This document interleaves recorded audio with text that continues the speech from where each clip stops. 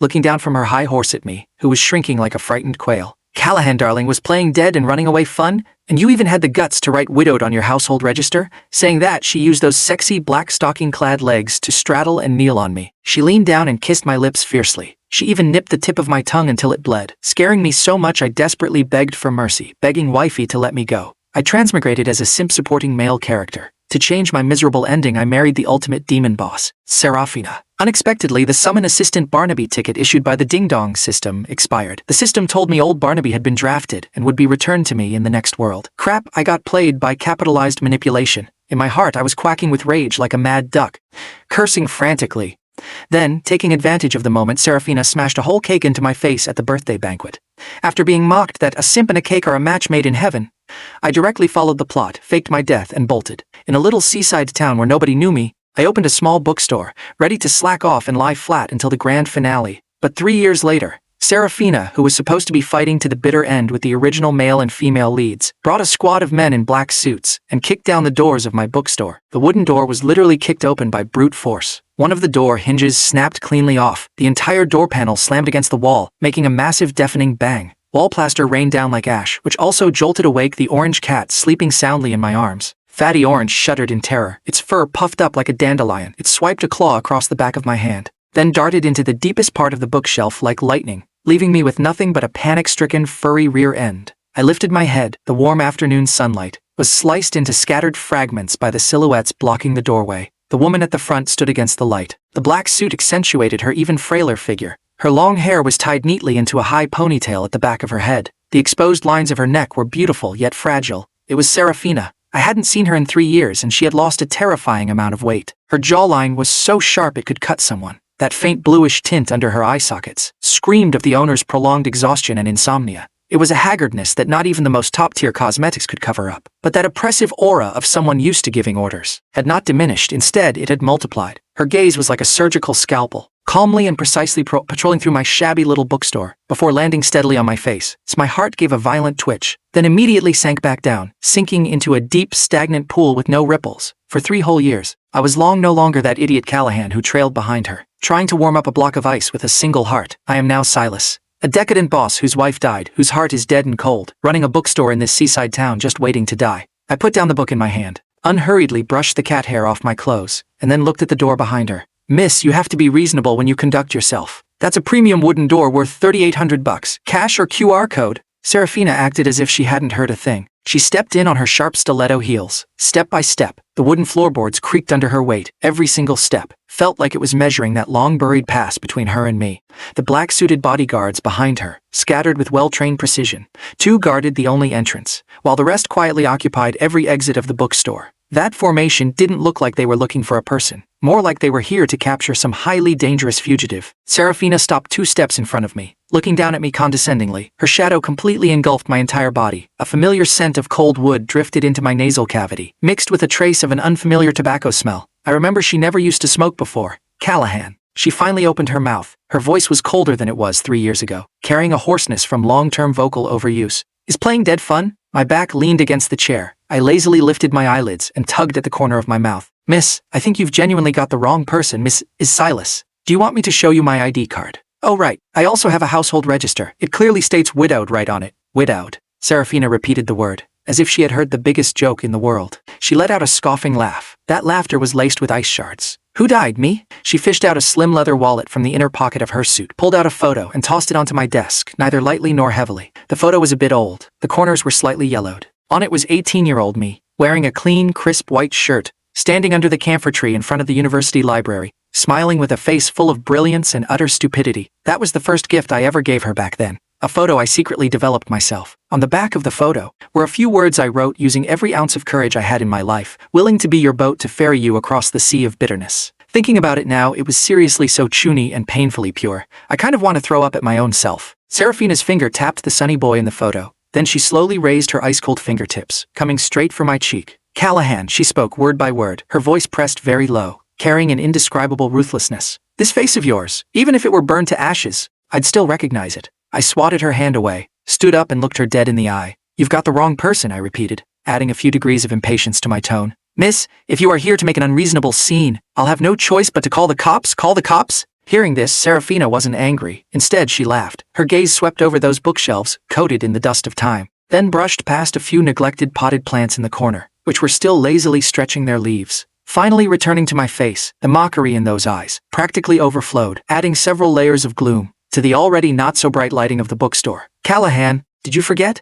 In all of South City, who dares to take a police call against me?" Of course I hadn't forgotten. The Liu family's influence in South City was deeply rooted and intertwined, penetrating every single aspect. I just didn't want to have any more entanglements with her. Arguing with her was no different from talking to a wall of copper and iron. It was futile and would only drain what little mental energy I had left. I took a deep breath, suppressing the surging irritation at the bottom of my heart. "Pay for the door, then please leave my shop." But Serafina didn't play by the rules. She suddenly took a step forward and reached out to grab my wrist. Her hand was very cold, like it was reaching out from an ice cellar, yet her knuckles carried a terrifying strength, clamping my wrist bone so hard it hurt, like an invisible shackle, instantly dragging me back from the identity of Silas into the past of Callahan. "Leave?" She pressed closer to me. The familiar cold wood scent mixed with the unfamiliar tobacco smell hit my face. Those eyes that used to only hold shrewd calculations were now churning with a dark, unfathomable undercurrent, so deep that I couldn't understand it, and didn't want to dig into it either. "Callahan, I've looked for you for 3 years. Where do you think you can still go?" 3 years. My heart violently contracted, like a hand was brutally squeezing it. The plot in the book wasn't like this. After my death, she, Serafina, should have swiftly thrown herself into the corporate warfare against the male and female leads, using all her tactics and schemes, step by step marching towards a finale of total isolation, and finally dying miserably under the aura of the main characters. This was her destined fate, and also the exit prologue I wove with my own hands to escape my simp destiny. Why would she look for me? Look for me to do what? Could it be to find another dog to humiliate? To relive the thrill of ordering me around back then? I struggled hard, trying to shake off her hand, but it was a futile effort. Her strength was greater than I imagined, and more stubborn. "Serafina, what the hell do you want?" I practically sked this sentence out through gritted teeth, every single word carrying undisguised disgust. She stared at me dead on. Her eye sockets actually turned slightly red. It wasn't that kind of little girl grievance, but a kind of desperately suppressed crimson red on the verge of exploding. "Taking you home." "Home?" I laughed, letting out 2 dry sounds of mockery from my throat. That word coming from her mouth was so absurd it made people laugh and also made people's blood run cold. "Serafina, my home burned to ashes in that massive fire 3 years ago. You were the one who told me face to face. This guy Callahan is only clean when he's dead." This sentence was like a needle dipped in poison, viciously stabbing right into her. Serafina's face instantly turned ghastly pale, all color draining from her lips. The force gripping my wrist completely slackened at that exact moment, as if all the strength in her body had been siphoned away by those few words. I took the chance to break free and took a step back, widening that not-so-distant gap between us. "I don't want to bring up things from the past." I looked at her, my eyes devoid of any ripples. My voice as steady as a pool of dead water. "I just want to quietly live out the rest of my life. CEO Liu, you should go. We've been even for a long time." Even. What a great word. It represents severance. It represents no return forever. Serafina's body swayed, tottering and crumbling. A man looking like a bodyguard behind her immediately stepped forward, reaching out his arm to support her. He looked about 27 or 28, with a cold, stern face and eyes like knives. He scraped his gaze over my body once, carrying undisguised hostility. He called out in a low voice, "Boss Liu." Serafina waved her hand at him, signaling him to step back. She stood up straight again. That icy coldness and bossy dominance, like an invisible suit of armor, was draped over her body once more. The fragility from just a moment ago seemed like a fleeting illusion, vanishing without a trace in the blink of an eye. "Callahan, come back with me." She used a commanding tone, leaving no room for doubt, every word carrying an unyielding force that refused rejection. "Whatever you want, I can give it to you. Money, status, absolutely everything." I looked at her, only feeling pitiful and ridiculous. She was still like this, never learning how to speak properly, always thinking money and power could solve absolutely any problem. She never understood that some things, once destroyed, can never be compensated for with equivalent exchange. "I don't want anything." I shook my head, my tone as calm as stating a plain fact. "I just want you to stay far away from me." My gaze bypassed her, looking at the sunlight outside the door that was sliced into scattered fragments. That was the only thing I desired now. A peaceful world without her. The moment my words fell, the air turned completely freezing, deathly silent. Those black suits behind her seemed to have received some kind of silent command and pressed forward a step in unison. The space in the entire bookstore was instantly filled by a heavy, oppressive weight. If this were me 3 years ago, my legs would probably have gone soft by now. But now, I just found it a bit funny. There is no greater sorrow than a dead heart. Serafina. I unhurriedly opened my mouth. My voice wasn't loud, but clearly reached everyone's ears. "Your brother Lysander's birthday banquet? Do you still remember?" I saw her pupils violently constrict at that very moment. "Very good," she remembers. I continued to speak. There were a lot of people that day, in front of all the guests. You smashed an entire cream cake right into my face. The cream covered my eyes. I couldn't see anything. I only heard the roaring laughter filling the room, and of course your voice. I paused, mimicking her tone from back then, lightly and casually, carrying a charitable arrogance, a simp and a cake, a match made in heaven. Every single word was like an ice pick. I could clearly see. Serafina's lips were trembling, unable to say a single word. That man who had been supporting her the whole time, who I only later learned was named Thorn, finally couldn't hold back anymore. His voice sounded like it was dipped in ice. Mr. Callahan. There was a misunderstanding about what happened back then. Shut up! Serafina gave a sharp shout. Her voice was even trembling, interrupting Thorn's words. She stared at me dead on, the layer of ice in her eyes cracking inch by inch, revealing something violently churning underneath. It wasn't like that, Callahan. That cake. Enough. I didn't want to hear any of her explanations, and directly cut off her words. What it was like, what misunderstanding there was. None of it matters anymore, CEO Liu. I am no longer that Callahan you could trample on 3 years ago. I raised my hand and pointed at the door, making a gesture inviting her to leave. Now please leave. This time Serafina didn't pester me anymore. She merely used an extremely complex gaze to look at me for a long, long time. Too many things were mixed in that gaze. Remorse, unwillingness, pain, and even a pleading look that made my scalp tingle. Finally she turned around, taking her people away like a gust of wind, coming fast and leaving just as fast. Watching that black Bentley disappear around the street corner, all the strength in my body seemed to be sucked out instantly. My legs gave way, and I heavily slumped back into my chair. I thought this was the end of it. I didn't expect this to be merely the beginning. The very next day, the vacant storefront directly across from my bookstore, which had been empty for ages, had a signboard hung up overnight. White background, black text, extremely eye-catching. Liu Corporation South City Branch Preparation Office. What a massive flex of wealth. To someone who didn't know better, they'd think it was some dramatic chasing the wife into the crematorium romance plot. Unfortunately, I only wanted her in a crematorium.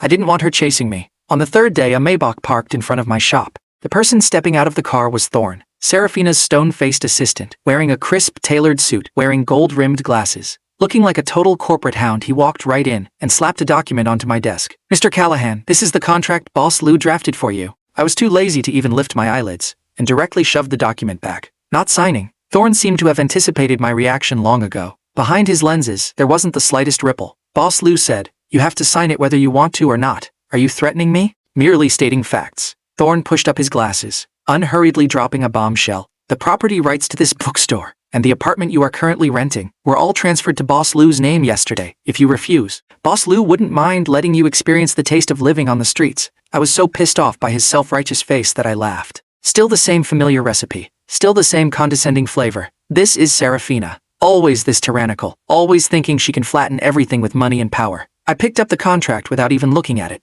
right in front of Thorn's face. Slowly and leisurely tore it page by page into tiny shreds. Then I threw my hands up. The shredded paper snowed down, falling all over his face and shoulders. Go back and tell Serafina. I looked at his instantly darkened face and said word by word, even if she makes me beg for food on the streets, I, Callahan, will absolutely never spare her another glance. Thorn's facade finally couldn't hold up anymore. Flames shot out from behind his lenses. Callahan, don't refuse a toast only to be forced to drink a forfeit. Boss Liu, she before he could finish. A clear, cheerful male voice with a hint of a smile came from the door. Nian, I'm back. I bought your favorite soup dumplings today, fresh out of the steamer. The voice stopped abruptly. I turned my head and saw a tall, handsome man standing at the door, holding a thermos bucket in his hand, staring in dumbfounded shock at the tense, swords-drawn scene in the shop. His name was Julian, a doctor at the city hospital, and also my only friend over these past 3 years. Julian's gaze circled between Thorn and me, finally stopping on Thorn, his brows furrowed. Who are you? What are you doing in my friend's shop? Thorn's gaze acted like 2 surgical scalpels, scraping back and forth between me and Julian, finally landing on Julian. The scrutiny and contempt in his eyes were undisguised.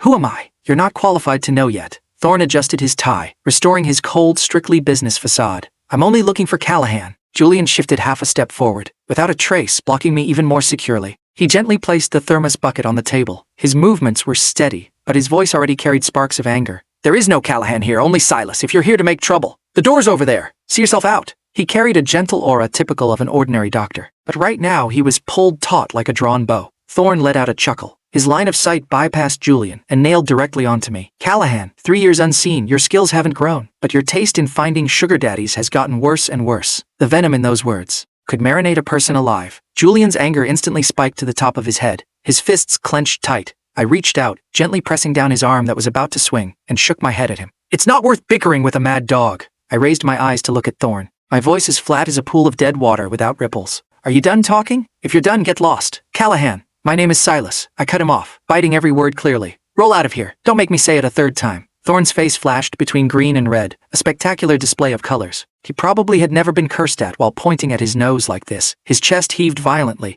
but ultimately he held it in. He glared at me viciously, then swept a deeply meaningful look over Julian, squeezing a sentence out through his teeth. The sugar daddy you chose today will be the decision you regret most in your life. After saying that, he turned and left, his leather shoes clacking rapidly on the floorboards, as if venting his fury. The shop finally quieted down. Nian, who on earth was that guy? Julian's worry was written all over his face. Why did he call you Callahan? I forced out a smile and changed the subject. Some psycho who got the wrong person. Just ignore him. Didn't you bring me soup dumplings? They'll get cold if we don't eat. Julian stared at me for a few seconds. His lips moved, but in the end he didn't press the question. He unscrewed the thermos. A rich, meaty aroma instantly spread out. It's not soup dumplings, it's seafood congee. Your stomach hasn't been good these past few days. Eat something light. I lowered my head, using a spoon to stir the thick congee in the bowl. Warmth spread from my fingertips, but my heart was frozen into an unmelting block of ice. Serafina's revenge would absolutely not end this easily. I still underestimated how crazy Serafina could be. That same afternoon, my tiny palm-sized bookstore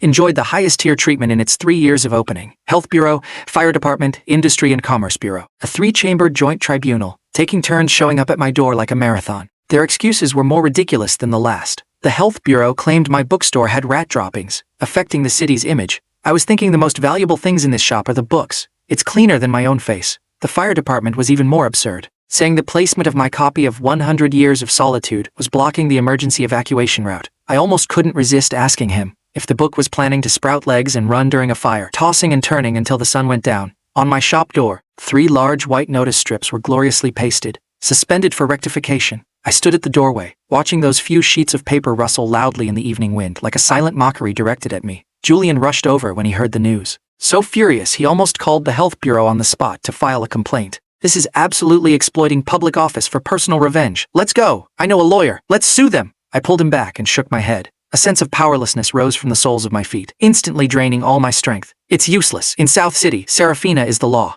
Then what do we do? Just let them bully you like this? Julian looked utterly unwilling to accept it. Let me think. I said that out loud, but my brain was a tangled mess. At night, I dragged my exhausted body back to the apartment. The moment the key went into the lock, the door was opened from the inside. A familiar cold wood scent hit my face. My whole body froze at the doorway. On the living room sofa, Serafina was holding a glass of red wine with her legs crossed, sitting there with an elegant posture, as if she was the master of this place. My heart sank down. You're back, she spoke, her voice carrying a trace of hoarseness soaked in red wine. I ignored her, changed my shoes, walked straight to the fridge and grabbed a bottle of ice water. The bookstore thing, you did it. I unscrewed the cap, tilted my head back and chugged a large mouthful. Yes, she admitted it rather readily. Serafina, what the hell are you trying to do? I slammed the plastic bottle heavily onto the table. Water splashed out. She put down the wine glass and stood up, high heels clicking on the floorboards, walking toward me step by step, carrying a sense of oppression. I said, come home with me. This right here is my home. This is not. Her voice suddenly pitched up, her emotions somewhat losing control. This place is nothing. Your home is at the Cloud Peak Villa.